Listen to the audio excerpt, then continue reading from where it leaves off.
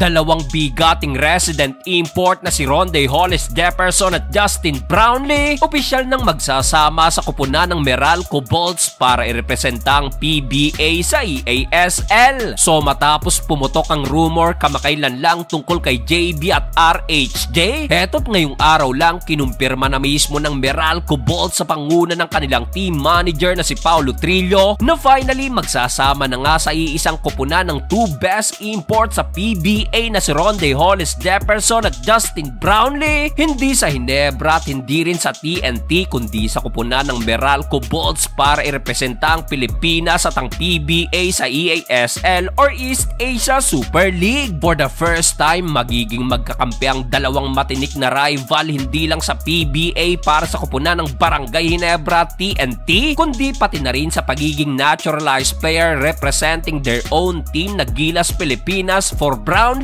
at Jordan National Team naman para kay RHJ. Abay, for the last 2 years na nagkukumpit ba naman ang PBA sa liga ng East Asia Super League, halos naging punching bag lang ang kupunang pinapadala ng PBA including itong SMB na maituturing na isang heavyweight team na sa ating pambansang liga, pero tila di pa rin tayo makasabay sa pagbulusok ng improvements ng mga kapitbahay nating liga na Japanese B-League, T1 League or P-League at KBL. Kaya naman heto't ngayong darating na season ng EASL na magsisimula next month by October, napagpasyahan ng PBA na imbis na dalawang team ang ipadala sa nasabing liga, tanging kupunan lang ng Meralco Bolts ang isasabak ngayon na magre-representa sa Pilipinas at sa PBA. Bukod sa tumataginting na $1 million